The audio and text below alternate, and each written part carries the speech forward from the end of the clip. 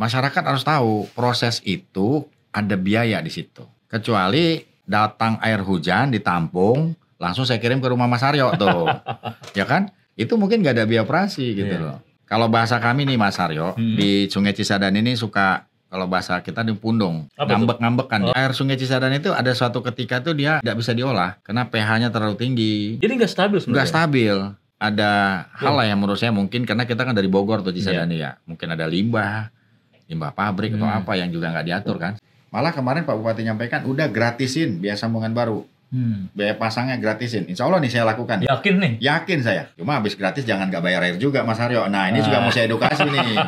Ini masyarakat juga udah digratisin pasang baru masih juga nggak bayar air. Tapi bayar pulsa mau dia.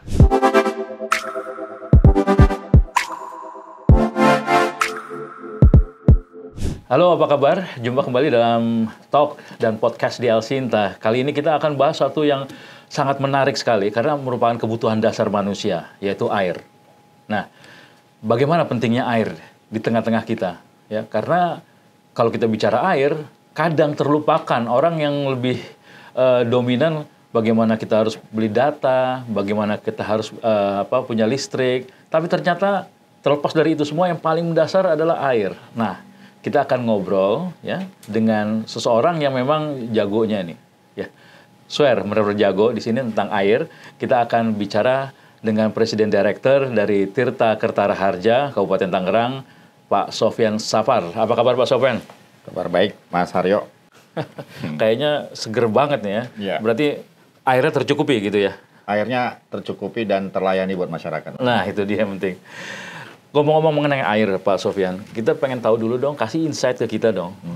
Seberapa pentingnya sih air itu, kabarnya yang tadi saya bilang di awal, merupakan kebutuhan dasar dari manusia. Tapi rasanya kadang terlupakan begitu. Gimana perspektif Pak Sofyan? Ya, saya sih sebenarnya menggeluti dunia air minum ini lebih kurang hampir 30 tahun ya. Dari namanya BUMD air minum itu disebut dulu namanya PDAM, kemudian berubah sekarang menjadi Perumdam, atau mungkin ada beberapa PDAM menjadi Persero, gitu ya. Persero udah air minum.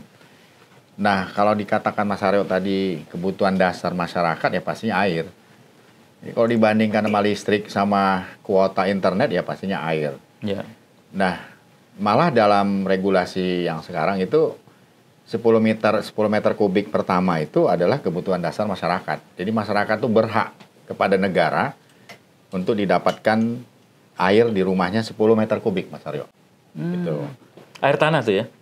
Air bersih. Air bersih. Ya, sumbernya dari air tanah boleh, sumbernya dari sungai juga boleh. Oke. Tapi masyarakat itu berhak mendapatkan 10 meter kubik di masyarakat. Karena kebutuhan rata-rata manusia itu adalah lebih kurang 60 liter. 60 liter. Ya, itu adalah kebutuhan dasar manusia itu. Sebulan ya kira-kira begitu. Jadi dihitungnya 10 meter kubik lah kira-kira begitu. Jadi memang air ya? Air. Dalam tanda kutip air, kalau perlu kita garis bawah itu air, garis bawah, terus juga di bold gitu ya. Kemana-mana kita butuh air soalnya sih ya. Harusnya masyarakat berpikirannya begitu. Karena kalau listrik ada replacement-nya. Kalau tadi Mas Aryo bilang internet, bandwidth, pulsa, orang cari wifi gratis di tempat publik kan? Ya, bisa itu. Cuma kalau air gimana?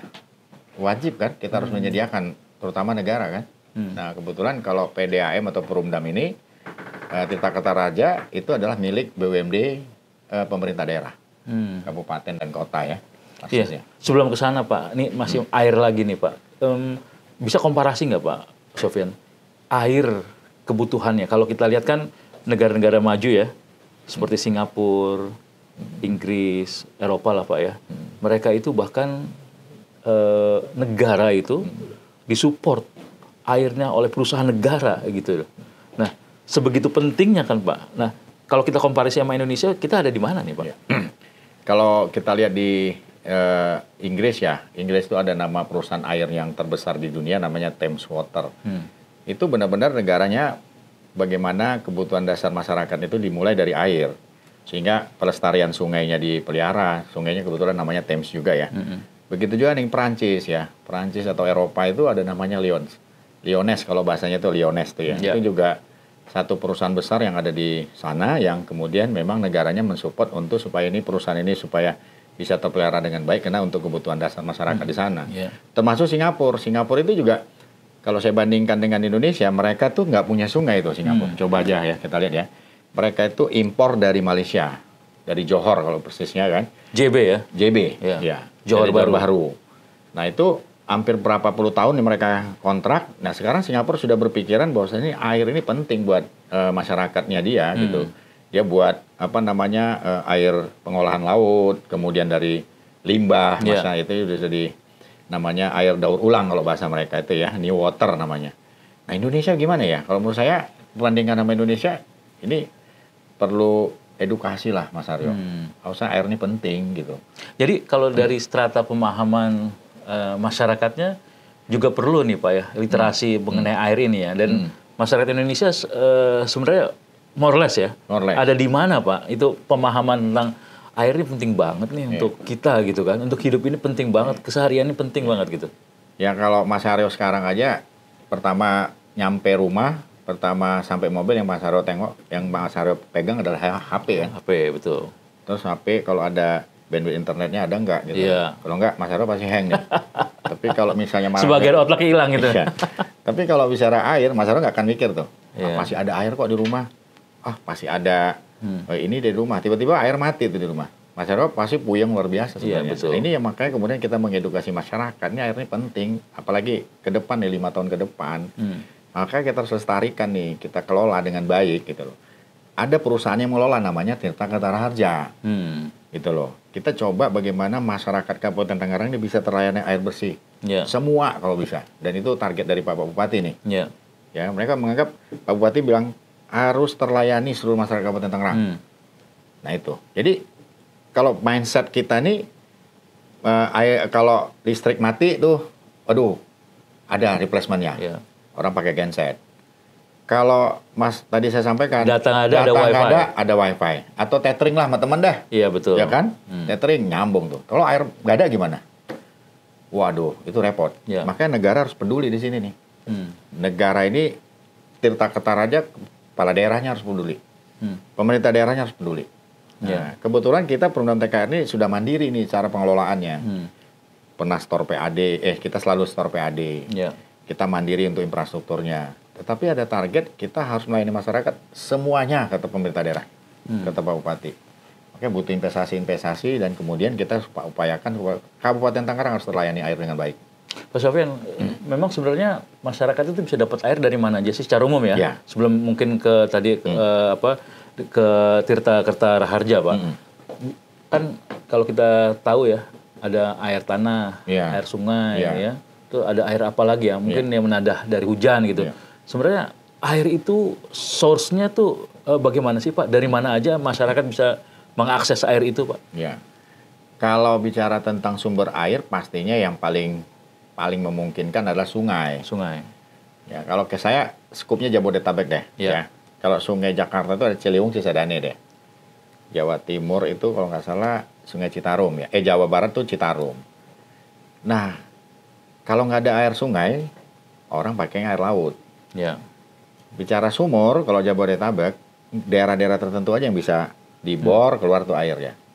Terus kualitas airnya belum tentu tuh, terjamin. Apalagi sekarang ya? Apalagi sekarang. Tapi kalau kita bicara 25 tahun dulu, waktu kita kecil musim Mas Aryo, mungkin kita di rumah-rumah tuh pasang sumur aja tuh kan.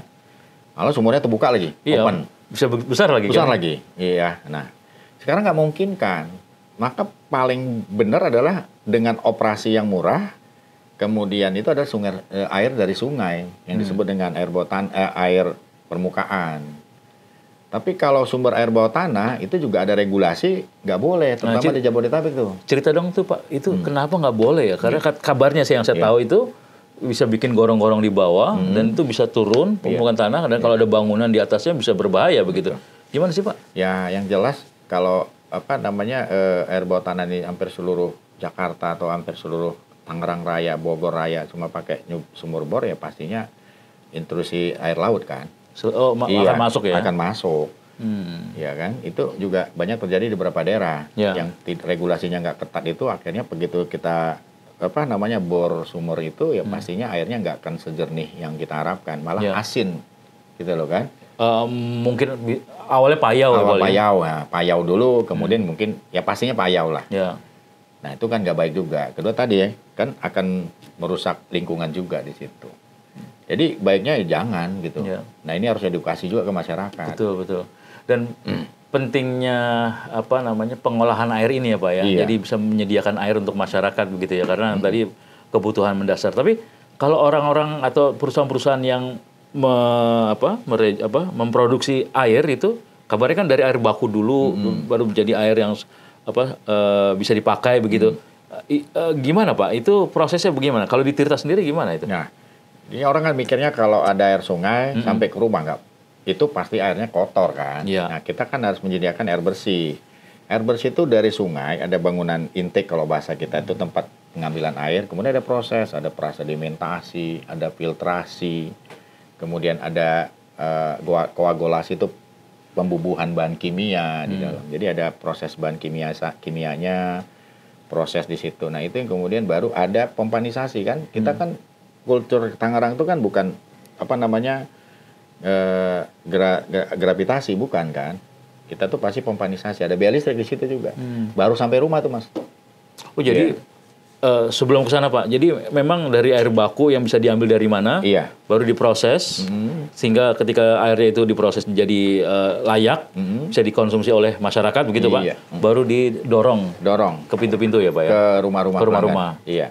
Nah itu juga pengantarnya kan pipa, bukan wifi yang kata Mbak. Jadi kan kalau bisa ada antar air pakai wifi lumayan lebih hemat ya. Kali ya. Karena nggak perlu ada infrastruktur kan. Iya. Karena cuma langsung gitu kan. Nah ini kita kan pasti ada biaya operasi di situ dan biaya investasi pastinya. Dahsyat ya, berarti kalau air itu dari air baku terus diolah, jadilah air baku yang bisa dipakai untuk masyarakat, didorong, sebelum dorong harus nyediain pipa juga ya Pak ya. Pipanya juga itu kan maintenance-nya gila-gilaan juga itu ya. Karena kan harus terjamin ya sampai ujungnya begitu. Dirawat.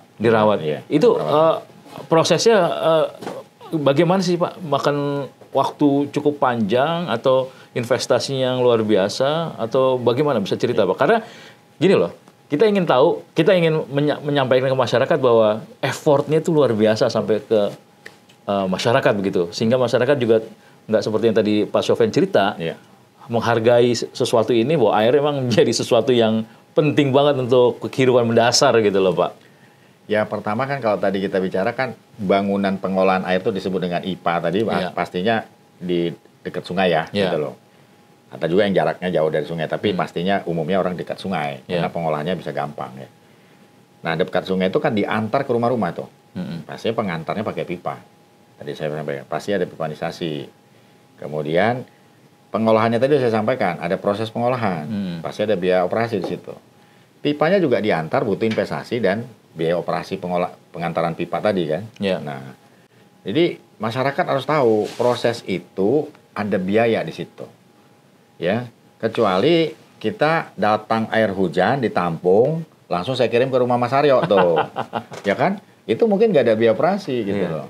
Nah, pastinya ada. Kenapa lagi ya ini kalau bahasa kami nih Mas Aryo di Sungai Cisadane ini suka kalau bahasa kita di pundung. Ngambek-ngambek kan ya. Pundung. Jadi dia air Sungai Cisadane itu ada suatu ketika tuh dia tidak bisa diolah karena pH-nya terlalu tinggi. Oh bisa gitu ya. Jadi nggak stabil sebenarnya. Nggak stabil. Ya itu juga ada hal lah yang menurut saya mungkin karena kita kan dari Bogor tuh Cisadane ya. Mungkin ada limbah pabrik atau apa yang juga nggak diatur kan sekarang kan. Mungkin harusnya kita juga ya diatur lagi tentang limbah jangan dibuang ke sungai lah. Ya. Itu juga menjadi regulasi perlu disampaikan. Karena bikin repot Pak Sofyan ya. Bikin repot kami gitu. Bikin repot kami. Itu dia Mas Aryo. Iya. Oh ya, kalau Kabupaten Tangerang ini kan salah satu yang membawahi yang di Tangsel dan juga di Kota Tangerang ya Pak ya. Prosesnya kalau di tempat Bapak gimana? Di Kabupaten Tangerang ini ngambil airnya dari mana gitu ya. Terus prosesnya di mana dan udah didorong kemana aja Pak? Ya kalau kita sebenarnya saya sedikit agak ini ya. Kabupaten Tangerang kan dimekarkan sama Kota Tangerang sama Tangsel ya. Jadi PDAM udah ada duluan di sono di Tangerang ini ya. Jadi yang pertama ya. Yang pertama. Nah, jadi kita sempat melayani beberapa kecamatan di Kota Tangerang, beberapa kecamatan di Tangsel. Nah, instalasinya karena Kabupaten Tangerang Raya ini gede, besar ya. Instalasi itu nggak cuma satu, Mas. Jadi kalau arah selatan ada instalasi pengolahannya 2 atau 3. Di utara ada 1, lagi 2 gitu. Jadi nggak bisa satu yang gede langsung kirim itu lebih repot lagi kan. Karena investasi pipanya kan gede gitu. Jadi memang titik spot ke spot lah gitu ya. Jadi total kita sekarang 6.650 liter per detik. 6.600 proses produksinya. Itu kalau diekuivalen dengan masyarakat itu lebih kurang ya 600.000 masyarakat terlayani. Ya. 600.000 masyarakat terlayani. 600.000 terlayani. 600.000 ya. Iya. Jadi kalau penduduk kabupaten 600.000 rumah. Iya, bukan orang ya. Karena kan kita ngelayani SR betul. Sambungan rumah. Kalau Kabupaten Tangerang sekarang kan kalau nggak salah 3,2 ya. Iya, 3,2 juta. Ya, kalau bagi 6, nah itu dia kira-kira. Kalau bisa 100% semua masyarakat Kabupaten Tangerang udah terlayani air, Pak. Harusnya dong, Pak. Harus, itu target kita sama Pak Bupati. Nah, target itu, Pak. Target. Nah, kan di tengah-tengah kita karena Pak Sofyan Sapar ini di Tirta Kertaraharja di Kabupaten Tangerang, dalam pelayanannya kan banyak klaster-klasternya Pak ceritanya Pak ya. Ada masyarakat biasa, ada masyarakat menengah, bahkan ada perusahaan gitu. Bisa dong Pak cerita ke kita kira-kira mana yang paling membutuhkan produksi air yang lebih banyak begitu ya, yang harus dilayani oleh Bapak dan tim? Ya pertama kalau masyarakat menengah itu pasti, mohon maaf saya edukasinya udah paham tentang kebutuhan air. Ya. Masyarakat menengah ke atas itu kan pastinya perumahan elit tuh. Ya. Kawasan pemukiman yang sudah bagus ya. Di Kabupaten Tangerang banyak. Mungkin Bapak bisa Mas Harul lihat ya ada beberapa pengembang besar di sana. Betul. Itu pasti tentang kebutuhan air bersih itu pasti sudah paham lah edukasinya. Sementara di sisi lain di beberapa daerah kecamatan yang masih masyarakat berpenghasilan rendah atau menengah ke bawah. Ya. Itu malah nggak punya PDAM, nggak masuk PDAM. Karena menurut mereka udah cukup mandi, udah minum gitu ya. Karena edukasi air ini belum sampai ke masyarakat. Yeah. Nah, kemudian kalau kami hanya melayani masyarakat menengah ke atas juga tidak mensubsidi masyarakat menengah ke bawah, itu juga bukan perusahaan daerah yang diinginkan oleh Pak Bupati. Yeah. Ya, saya didorong agar bisa mensubsidi, Mas. Nah, itu dia tuh. Iya, jadi yang pendapatan kami yang kami terima dari pelanggan menengah ke atas akan kami subsidi ke masyarakat menengah ke bawah. Dengan berinvestasi, pemasangan sampai seluruh kecamatan di Kabupaten Tangerang. Ini Pak, makanya saya mau tanya juga tuh. Dan itu ini kan jadi PR ya Pak ya. Saya dengar tadi di awal juga Pak Bupati ngasih PR Pak Sofyan bahwa ini nggak bisa nih kalangan menengah aja sama pabrik-pabrik atau perusahaan. Tapi masyarakat yang menengah ke bawah juga harus dilayani. Bisa dilayani. Tapi kan costly banget Pak. Costly. Karena Kabupaten Tangerang ini kan ada di ujung laut gitu, di Mauk Tangerang contohnya Pak. Tangerang. Ada di ujung mana ujung lagi? Itu di Krojo, Kresek. Itu jadi target. Kalau dulu mungkin kami berpikir ya kita cukup lah. Yang penting daerah-daerah yang sudah terlayani gitu. Ini concernnya Pak Bupati mau semua daerah terlayani. Tapi Bapak bayangkan kalau saya misalnya ngelayani Kresek Krojo, di sana ada perumahan cuma 2, 3, 4 gitu loh. Itu dia. Waktu Mas Aryo dulu ingat listrik masuk desa ya. Iya. Nah, mungkin kita buat begitu nih. Air masuk ke desa-desa kan gitu loh. Ini harus program kita. Nah, terus costly pasti. Nah, costly-nya dari mana? Kami nggak minta APBD. Kami nggak minta APBD. Nggak APBD, Pak? Nggak. Insya Allah dengan pembiayaan dari PDAM. Ya, jadi ini kalau bisa kami langsung tahun ini ke depan, 5 tahun ke depan investasi di daerah sana. Dan itu wajib karena saya ditargetkan itu loh Pak Bupati kan gitu ya. Ini yakin Pak nggak pakai APBD nih? Tidak pakai APBD. Karena selama ini kita store PAD. Malah store malah ya? Dalam 12 tahun belakangan kita malah store PAD. Terakhir kita store PAD lebih kurang 29 miliar loh. Rata-rata 27, 28 gitu tiap tahun. Ya laba kita lumayan ya, agak meningkat. Nah, kembali ke situ tadi Pak PR itu. Ketika PR itu harus dikerjakan gitu kan ya. Artinya kan investasi kan gede Pak. Iya. Even Tirta juga punya source pendanaan, tapi kan investasinya bisa jauh lebih dari itu kan gitu loh. Gimana itu Pak? Ya karena kan kita tadi ya, kita ini bukan BUMN murni ya, harus mencari profitable gitu ya.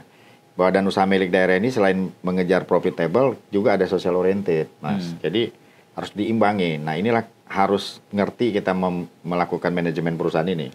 Kalau mau untung sebesar-besarnya ya harus udah jadi akan IPO aja. Ya langsung ke business oriented. Tapi kalau misalnya kita ada social oriented ya harus seimbang. Nanti kalau Mas Aryo sampaikan tadi, bagaimana ya mengimbangi pembiayaan itu? ya kita nggak bisa nyari untung sebesar-besarnya, Pak. Mas Aryo kan gitu loh. Kalau ada kelebihan keuntungan ya investasi dong untuk masyarakat menengah ke bawah.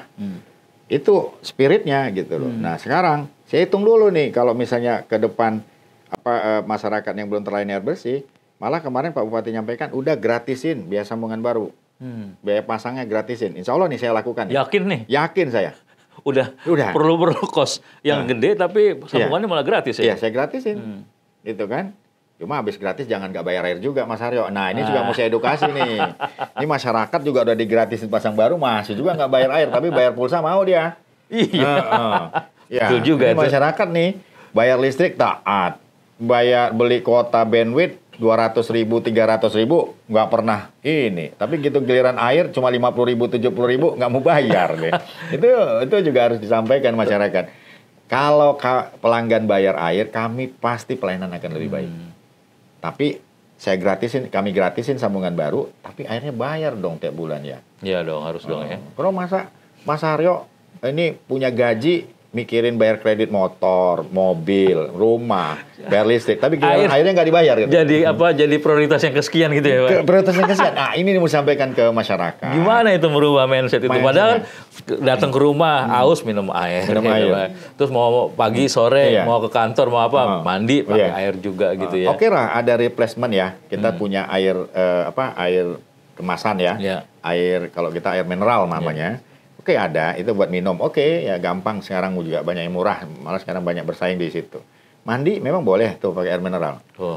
Costly kan? Iya, costly banget. Pasti cari PDAM. Memang mau mandi di kali, enggak juga kan? Gitu loh. Maka kemudian masuk PDAM aja nih gratis loh.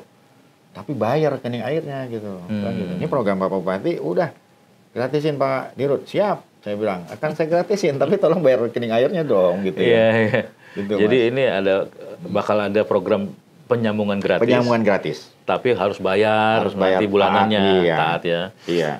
Tapi sebelum itu kan butuh pendanaan juga, Pak. Apakah ada misalnya harganya disesuaikan nantinya yang sudah ada nih sekarang nih, Pak, yang pelanggan yang menengah ke atas atau pelanggan yang di strata apalah gitu yang bisa disesuaikan untuk mendorong investasi ini biar ini, Pak, subsidi gitu silang kan ya. Artinya masyarakat yang ada di Mauk, Tangerang sana, yang ada di Kronjo ya Pak ya, itu kan harus terlayani juga gitu kan, butuh juga gitu.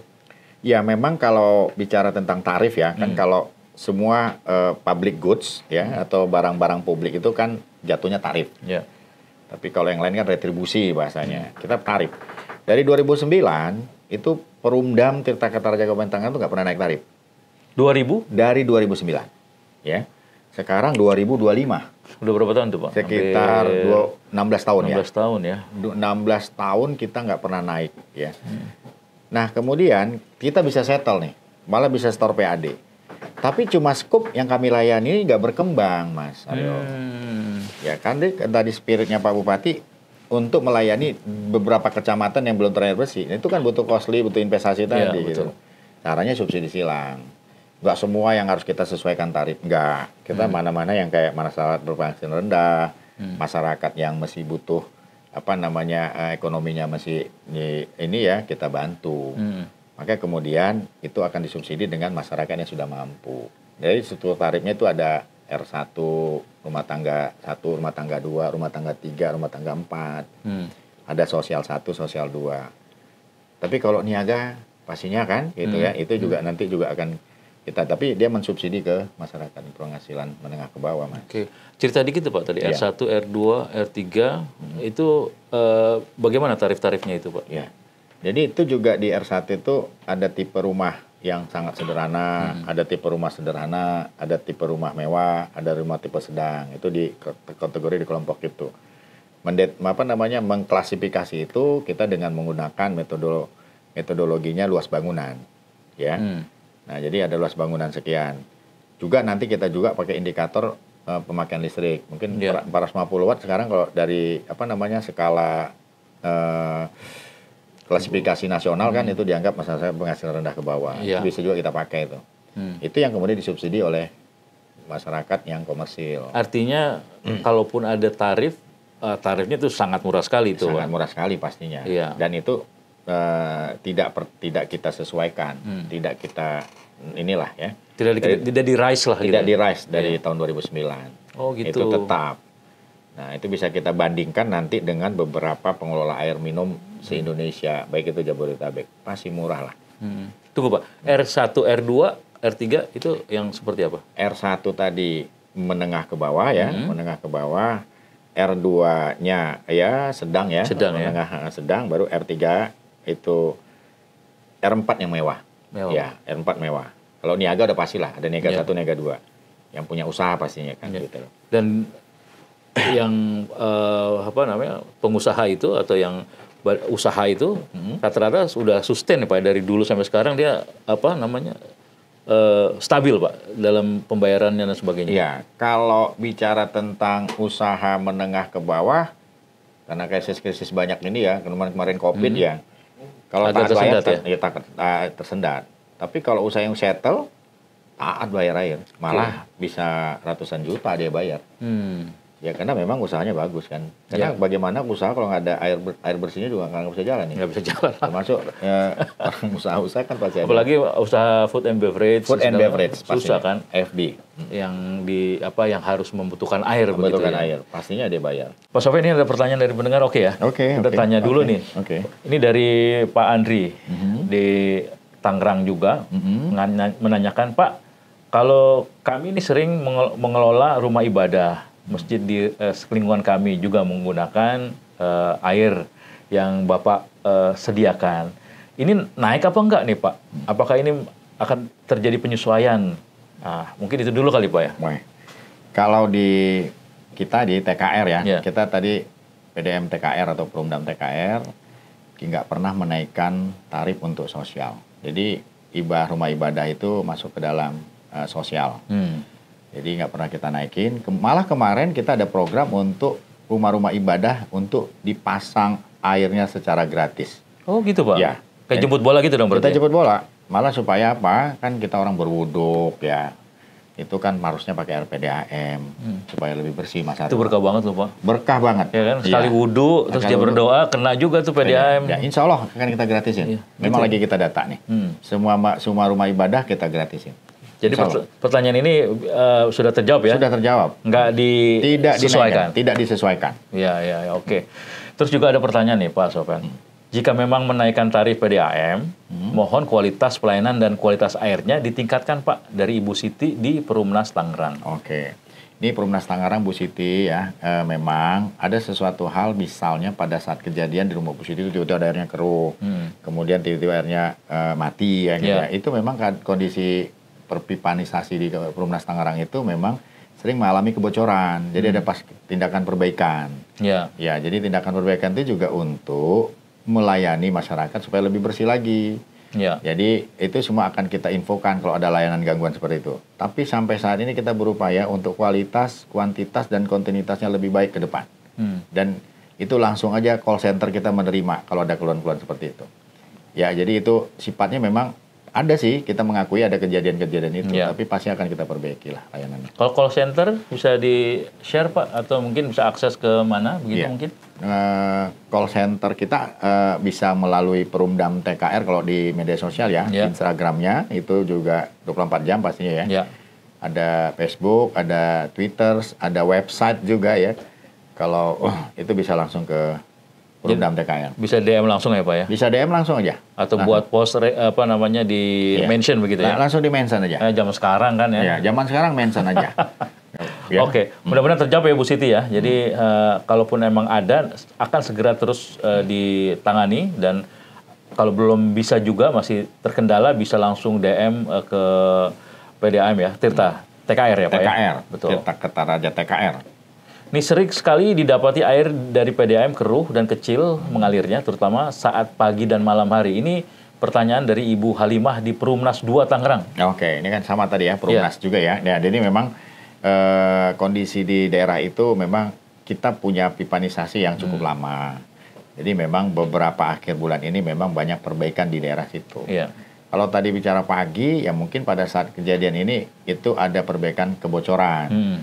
Sehingga itu kalau ada perbaikan kebocoran pastinya ada kekeruhan dalam perpipaan itu atau kurang baiknya kualitas air pada saat perbaikan. Tapi setelah itu pastinya lebih baik.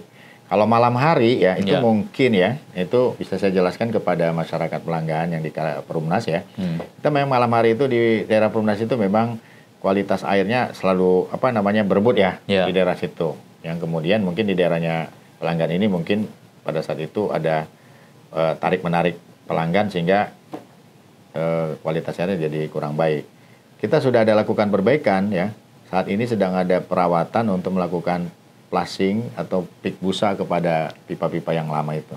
Mudah-mudahan akan kita perbaiki ke depan. Betul. Ya. Ini juga ada pertanyaan Pak dari Pak Edi. Saya mempunyai perusahaan dan saya rajin dan tidak pernah telat membayar yang bulanan ya Pak ya.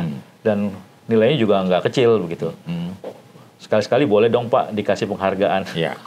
Ini alhamdulillah ya, kita kemarin ulang tahun Perumdam TKR ya kepada masyarakat pelanggan. Kita ada namanya customer approach atau gathering ya. Ke depan juga akan kita buat. Kalau kemarin kita memberikan rewards kepada masyarakat pelanggan. Ada Pak ya? Ada. Pada saat ulang tahun Perumdam TKR. Pada saat itu kita milih ada 5. Ya, jadi 5 yang kemudian diundi, kita berikan rewards ya. Itu bisa dilihat di berita websitenya TKR. Ini berarti Pak Edi belum melihat. Belum nasib nih belum Pak. Nasib. Nanti kita undang Pak Edi. Iya. Terima kasih Pak Edi.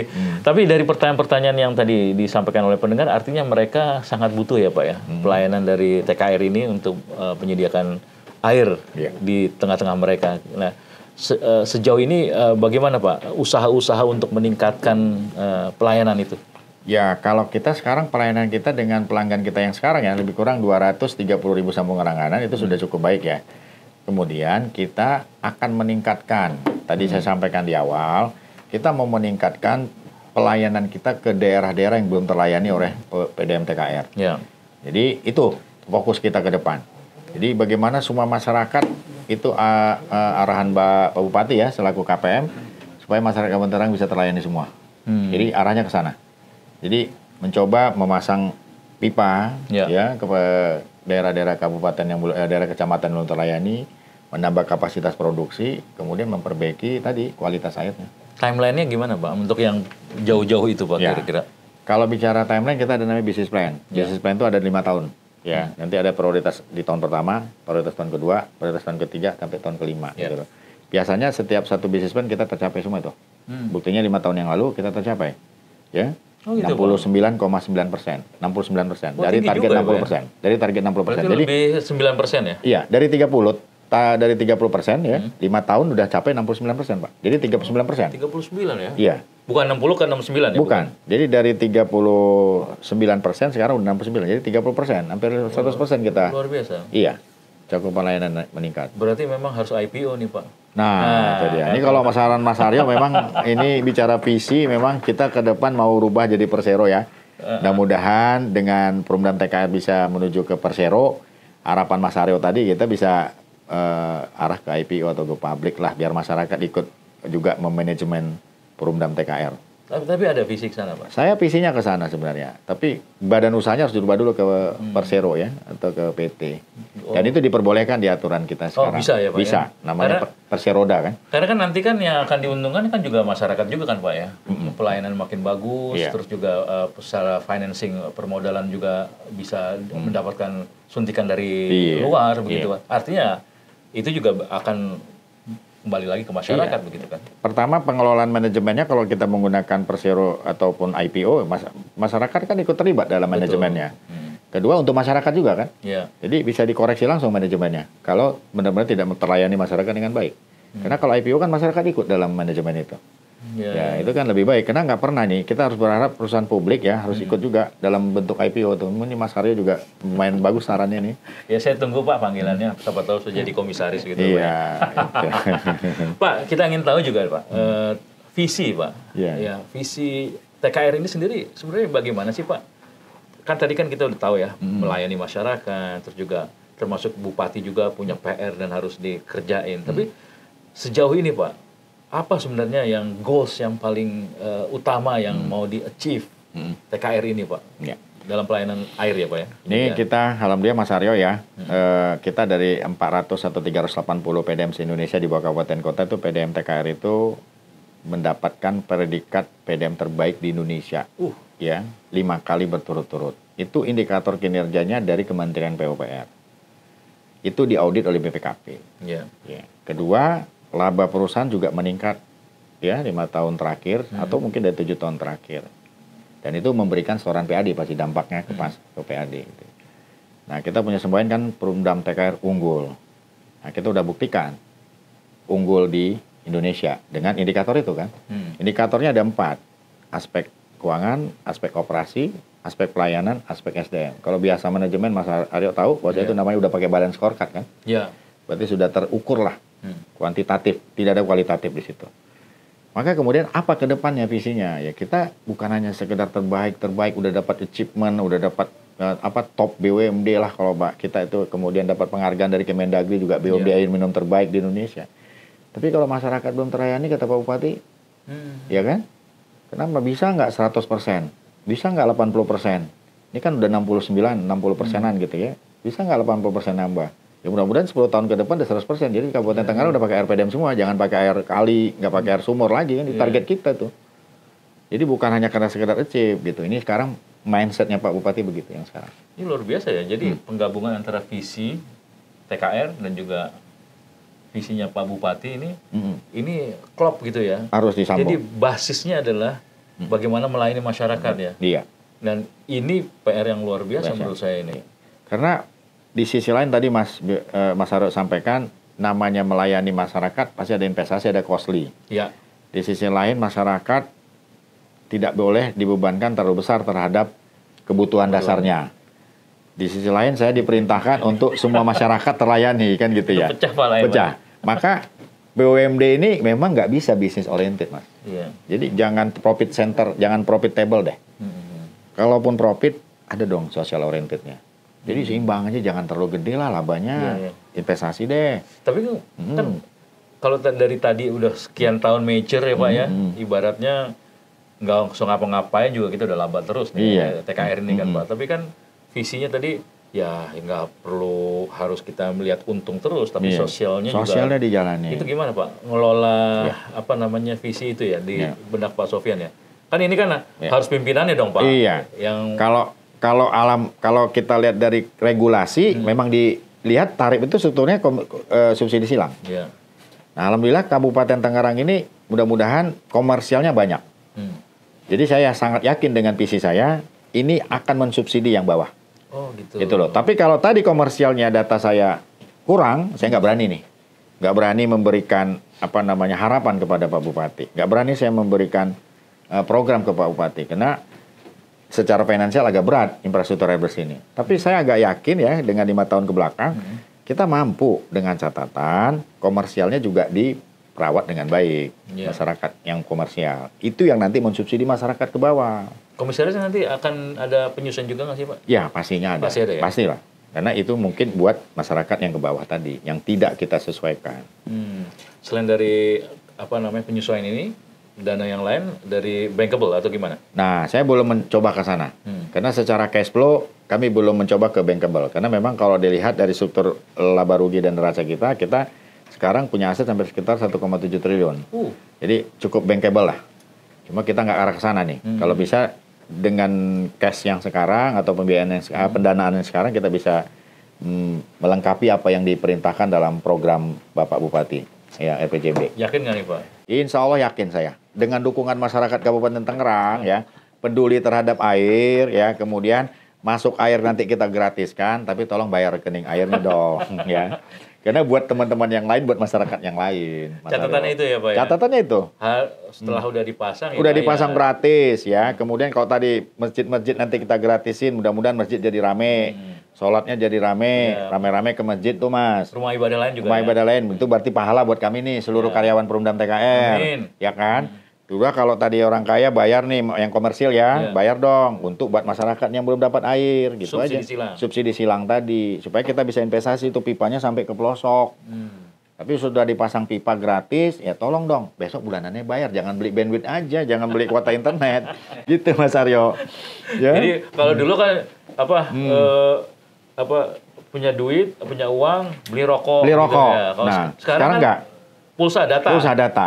Tapi air nggak dibeli. Air nggak dibeli, iya. Nggak tahu pulsa itu tuh ngapain aja tuh di handphone gitu aja ya. Ini udah air tuh biar mandinya lancar, uduknya bagus ya. Kan nggak enak, kan sedih juga ya kalau Kabupaten Tangerang masih ada uduk di kali gitu loh. Iya. Tapi, Pak, sebentar Pak. Ya. Dari profiling yang data yang TKR miliki gitu, itu yang macet-macet dalam tanda kutip itu berapa persen sih Pak? Sampai akhirnya punya kesimpulan bayar dong gitu loh. Kalau kita bicara indikator kinerja ya, indikator kinerja tuh dari 100% tagihan, itu 80% cukup baik tuh. Yang nggak baik, yang nggak baik perusahaannya. Berarti 20% nunggak nih. Jadi saya kasih ilustrasi aja, kalau pelanggannya 1000, yang bayar tuh cuma 800 orang, 200 nunggak tuh. Nah nunggak itu lah kita tagih ya ke rumah-rumah pakai surat pemberitahuan, ya sekarang udah pakai WhatsApp Blaster, di blast tuh ya. Itu udah cukup baik kalau 20%. Tapi kalau misalnya besok 60% yang bayar, 40% yang nunggak, ini khawatir kita. Justru nggak bisa bikin pipa panjang lagi. Nah, makanya saya akan kesini lagi podcast untuk menyampaikan ke masyarakat Kabupaten Tangerang. Kalau sampai 40% nggak pelanggan nggak membayar, itu pasti karena kualitasnya nggak baik. Pelayanan PDAM pasti nggak baik, Mas. Pasti akan turun ya, Pak? Pasti turun. Itu aja kita lihat. Kalau pelanggan sudah nggak membayar, berarti kualitas pelayanan kita kurang baik. Gitu kan? Ini di Bupati juga tahu juga, Pak?